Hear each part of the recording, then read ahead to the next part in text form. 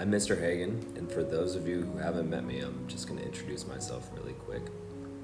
I've been at ISB for 6 years. My wife, Mrs. Hagen, teaches in the high school, and I have two sons, Orion, who's in grade 1, and Oscar, who's in pre-K. And I'm going to be sharing some reading lessons with you over the next couple weeks. So today, we have one big question that we're going to think about, and the question is, what is folklore? And many of you might think that folklore are just the famous stories that you read, like Three Little Pigs, Little Red Riding Hood, Cinderella, Sleeping Beauty, or The Gingerbread Man.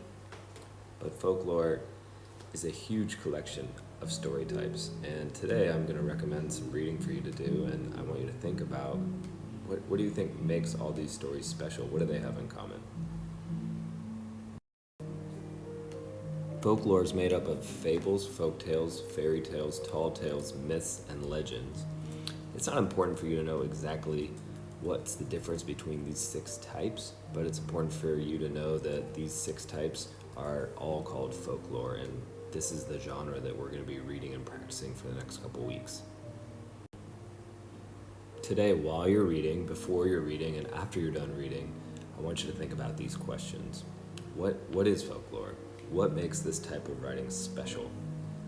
What do you notice? Now, I know in writing, all kids in grade 2 just finished writing literary nonfiction. And we learned that literary nonfiction is a genre, a story type, where authors teach their readers while they entertain their readers.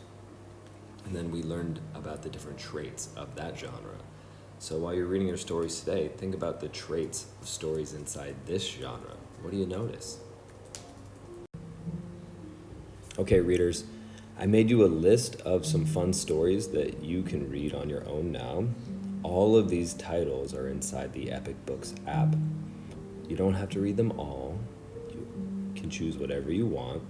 To find the story, put it in the search bar inside Epic, and I'm going to show you how to do that on the next slide. Most of these titles I picked because there's several different versions. Some are easier, some are more challenging, and many of these stories also have an audio book or a video version. So read something that sounds interesting to you. Maybe choose something that you haven't read before. Readers, make sure that you're reading for about 20 to 30 minutes today.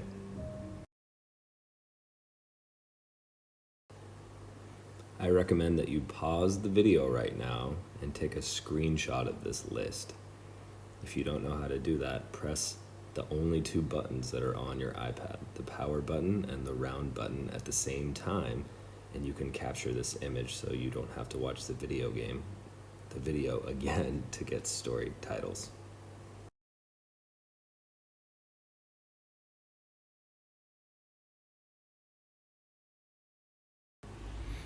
Here's how to find a book inside the Epic Books app. First, type the name of what you're looking for into the search bar. And to get to the search bar, click on the magnifying glass icon inside the app. Some of you can type it yourself. Some of you might need help from an adult. I'm going to use the Little Red Hen as an example. So when I type that in, a bunch of books are going to pop up. And it's important that you scroll down to see the rest before you make your choice. Now, in my video, you're seeing this here, and for those of you that might know your reading level, you're going to see a letter in your screen. So find the one that you think is just right for you. Some of you might want to listen to the audiobooks, so if you keep scrolling down to the very bottom, for most of the titles I put on my list, you're going to see audiobooks, or you might even see videos. You're oftentimes going to see things that don't belong, like here. Just ignore those. So remember the title that you searched for, then scroll down and have a look at all the different choices you have. Readers, when you're done, you're going to find the activity called What is Folklore inside Seesaw. There's 2 ways to share your thinking. One is just to use a piece of paper and a pen or pencil and write down your thinking and then take a photo.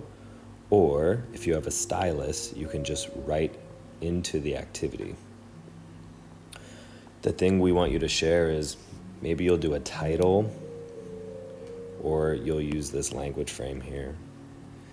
Then tell us the things that you think are true about folklore.